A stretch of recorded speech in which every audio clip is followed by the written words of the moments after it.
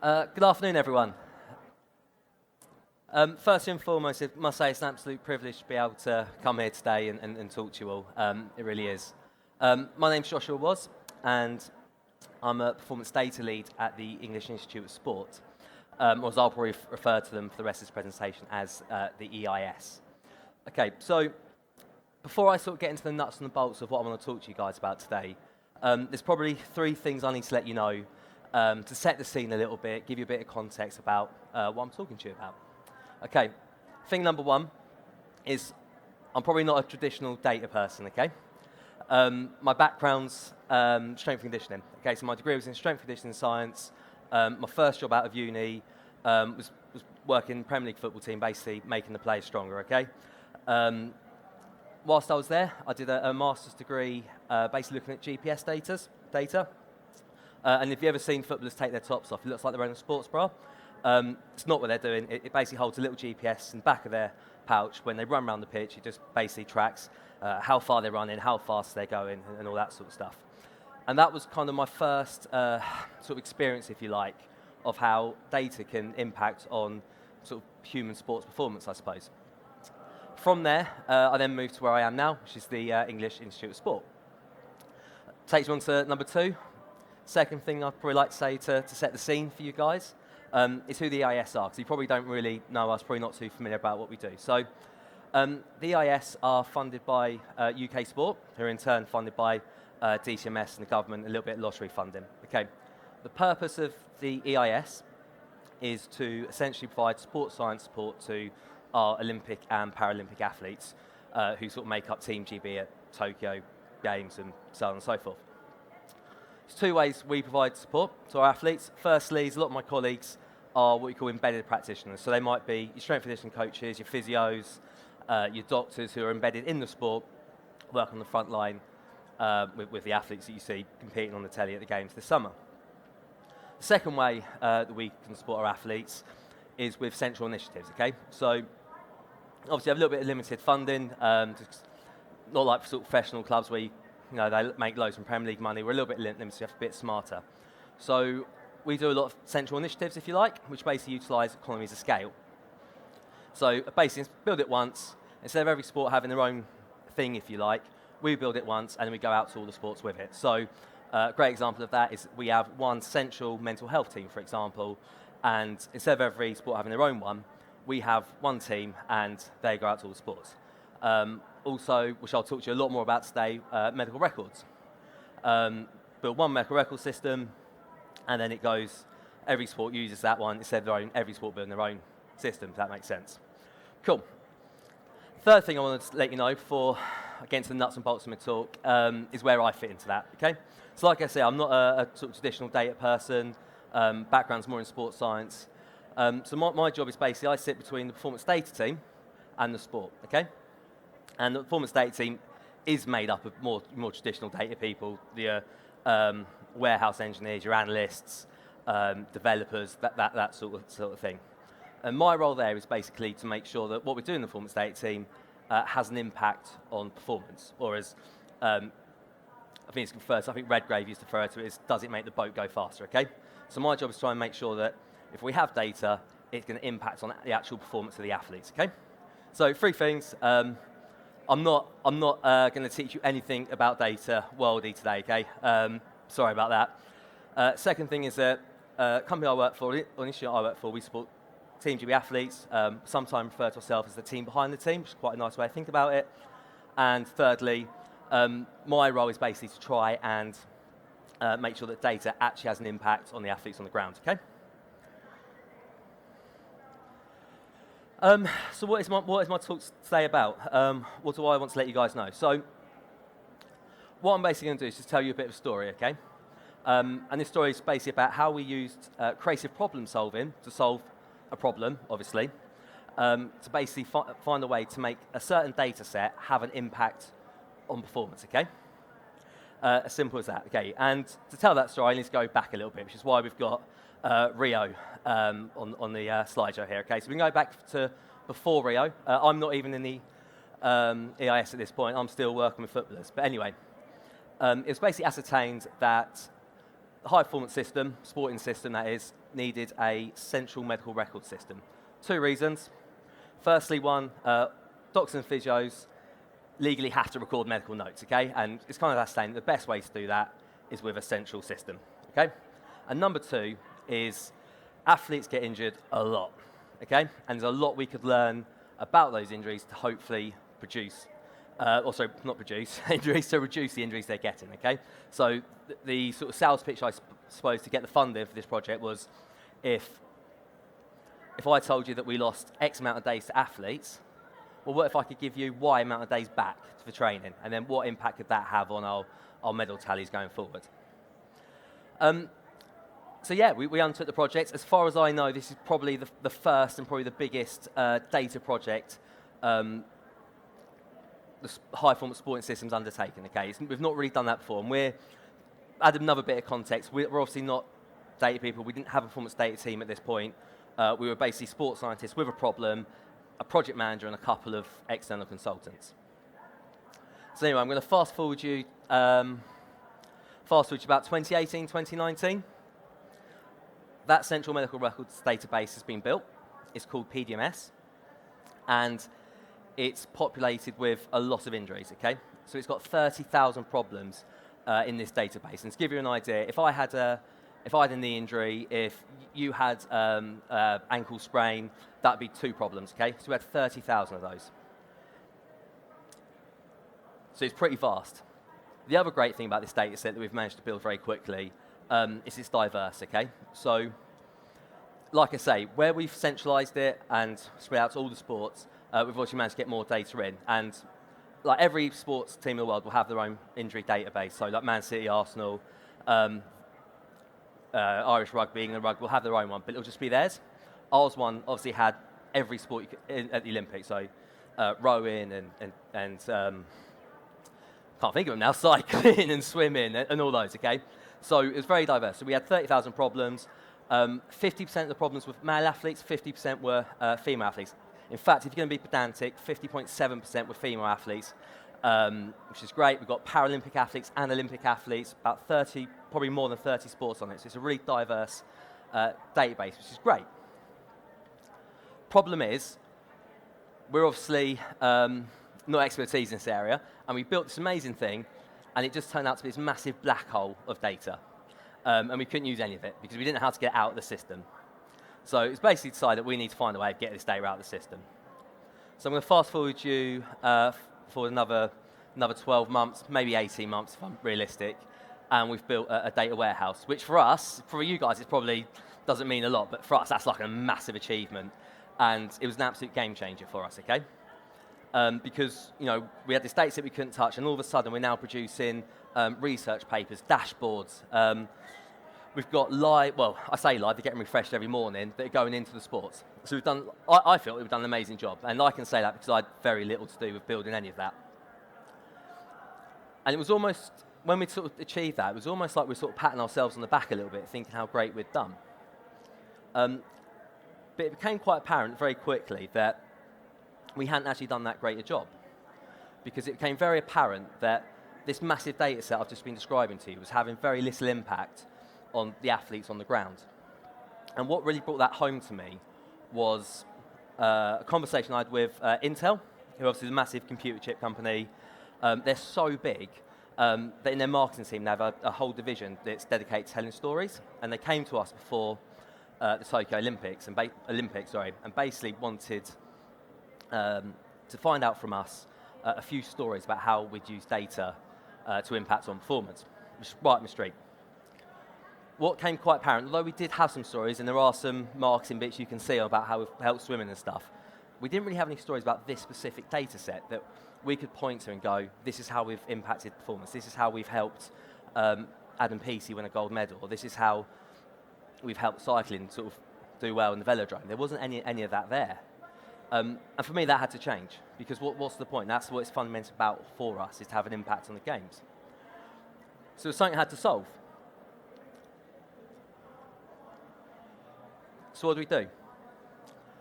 The great thing about working at Sports Institute, right, is that you can utilise knowledge of your colleagues. And I do know that you can do that in every organisation. I'm not naive. But it's kind of a bit different at a sports institute because you get like such nuanced specialities and like roles. So, for example, if I want to know about developing talent in my own team, I can go to our performance pathway team, and they can talk to me about how they develop pipelines in boxing and cycling. I can use that, or I go to our performance innovation team, who basically their job's really cool. They're just there to like bend the rules. It's wicked. But there's like stories and stuff for there where they've done little things that have knocked seconds off track cycling times in the velodrome, which, if you know track cycling, that's like the difference between a no medal and a gold. So you can utilise those sort of skills, which I know you can do that every organisation, but it's quite cool, some of the people you can talk to in the English Institute of Sport. So that's exactly what I did. I went and had a thought about it, and I thought about who could I tap up, who could I speak to, and I settled on 2 departments. First, it was performance innovation. They think completely differently about things. And the other one was our learning team, who specialise in like learning science and things like that. So I went to both of those departments and basically said just this. I said, guys, we've got this massive data set of really high quality data, but we just can't seem to make it have the impact that we need it to. And luckily for me, they said, of course we can help. We'd love to help. And I was like, great, wicked, let's go. So we had a couple of conversations. They asked me lots of questions, what have you been doing, what have you tried, what are you trying to achieve, all that sort of stuff. And basically decided that the best way forward was for us to have some creative problem-solving sessions, okay? Now, probably best I should explain to you guys what creative problem-solvers are, how they are, what you're trying to achieve, okay? So, creative problem-solving sessions are basically you're going to go really wide with your ideas, but they're facilitated so you get into that creative space. So when you hear people, the common one that you hear is when someone goes to me, there's no such thing as a bad idea, say anything you want. Right, we all fundamentally know there's such thing as a bad idea. We've all heard them, but that's there so that you can get into that creative space and start thinking of new ideas. So you're going to go really wide with it, okay? And then eventually what you're going to need to do, because you go really wide, you can't do all those things, so you have to narrow down on what you will do at the end of it, okay? So this is what our creative problem solving sessions look like. We had 5 sessions, and it's just paint a bit of a picture for you guys about what we went through before we came to this conclusion about what we need to do to solve our problem, okay? So we had 5 sessions, 3 hours each. These were the sort of key areas that we were looking to focus in on. The people are really important for these, by the way. Getting the right people in is absolute key, and we were very lucky. We were speaking to guys in the institute, we're getting doctors and physios from swimming and triathlon and wheelchair basketball. We also got some externals. We got the doctor from Irish Rugby in. We got the chief medical officer from the Australian Institute of Sport. He was very generous with his time for us, which was great. And we got all those guys, and they were all sort of 5 or 6 people in each session. And yeah, they're 3 hours long. And from that, we generated 400 ideas, which was great.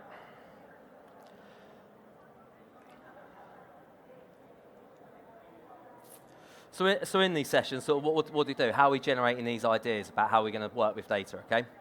So this is kind of cool. I think this is quite cool, and it's definitely something if you're got a problem with something, you can definitely sort of lift this from here and hopefully use it in your own organisation. So the first phase of creative problem solving is what you call basically a brain dump, okay? And that doesn't mean that your ideas are rubbish and they're ones you're trying to dump. The principle behind that is what you're trying to do is try and take the ideas that people come to preconceived to the sessions, you try and get them out of their heads and down on paper, okay? The beautiful thing about that is what that does is it then frees up their minds for the next 2 idea generation sessions to come up with the new ideas, is what we want. Because what we were doing before wasn't really working, so we needed new ideas. So that's the brain dump session. The second idea generation session that you do is what we call stipulations, okay? So just put a load of stipulations up there that were actually used in the session: substitute, reverse, combine, adapt, modify. And what they were asked to do in the session was basically take an idea from the brain dump portion of the session and use a stipulation on it, okay? So take 2 ideas and combine them, substitute one thing for another, modify something slightly. And the best example I've seen of the stipulations is how they came up with festival shampoo, okay? So how they came up with festival shampoo is quite cool. So they were doing this session, and they were doing it on shampoo, and somebody went, well, what is shampoo, and what if you reversed it, okay? So shampoo's wet and bubbly. If you reversed it, it would be dry and gritty, wouldn't it? And they went, yeah, so what? And someone else went, well, that's great if you've got no water, like if you're at a festival, for example, and that's how we got festival shampoo. So that's just an idea of how that works. The last phase of creating problem solving that we went through is what we call force fitting. And I imagine you're probably wondering why I've got those pictures there. What they're asked to do around the force fitting idea of the idea generation is basically come up with an idea related to each of those subjects, okay? So the first one is The Matrix, the film The Matrix. I've never seen The Matrix, and my only knowledge of that film is through this. So what I understand is that it's like an immersive data world, and someone takes some pills at the start of the film, and that's about all I know. But they're asked to come up with ideas around The Matrix. The second one they were asked to come around to was the Olympics, okay? Now, for us, that's to keep us grounded in what it's all about. So for us, it's all about working towards that one thing every 4 years, which is the Olympics. The last one is about the Minions, okay? Now, it's not the film The Minions, per se, but it's a very specific thing about it, which is that the Minions look kind of similar, but actually they're really not at all.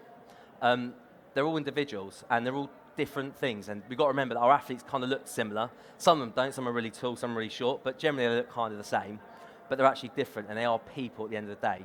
And obviously you've got Gru, who's meant to be their evil leader, who's actually not at all. He's a really lovely people person, and that's shown really well when he adopts 3 orphans. Anyway, so the guys were off to basically ask to come up with ideas relating to these things, okay? So that's kind of the process they went through to come up with these 400 ideas. And this is kind of what it looked like. So obviously, to put into context, we've gone really wide, okay? Really wide of all ideas. No idea is a bad idea, obviously. And you have to then sort of focus in on what you're actually going to do. Because there's just too much there to do in there, really. You can't be doing all that. So what the people in the session were asked to do is basically put it on another matrix, a different kind of matrix, where time on the x-axis, quick wins, mid-cycle, Paris plus. By the way, a cycle for us is an Olympic cycle. So if I say that's 4 years is one cycle. And impact as well. So low, medium, high, game-changing impact. Okay? And they're asked to put it all over the board and then vote. And the little dots are the ones that have been voted on. If you're wondering why there's loads of dots without post-its on them, that's because they're the good ideas.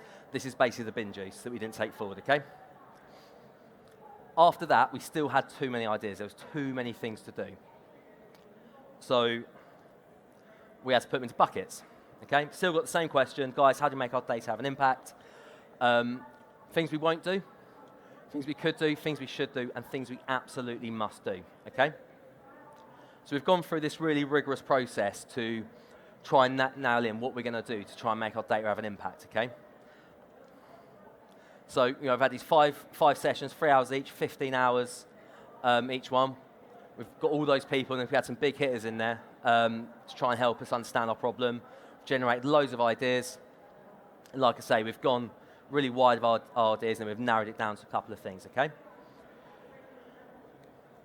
And it came quite apparent once we'd done, focused in for all those sessions on one thing that we absolutely must do to answer that question of how do we make our data actually have an impact, okay?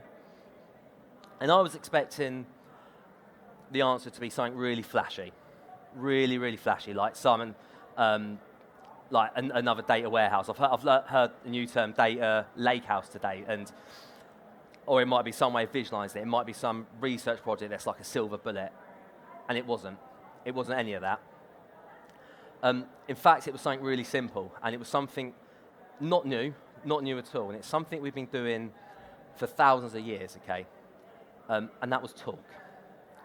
And it wasn't just talk, it was share stories. It was share opinions. And not just share your own opinions, but listen to other people's stories, listen to other people's opinions, and see what they have to say, and put that together to enhance your own stories and your own experiences, okay?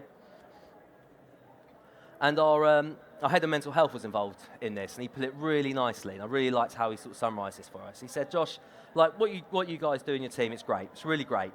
and we do really appreciate it. But what kind of happens is you do something for us, and we might get a report, you might get a dashboard, you might even get a presentation, and then we ask a few, thank you. Oh, I'm all right, thanks. Must sound a bit hoarse. Yeah, we get a dashboard. You might ask a few questions, but that's kind of that, and that's kind of where the conversation ends with the data. And he said, wouldn't it be great if we made that experience just more immersive? And I was like, yeah, absolutely, that'd be amazing.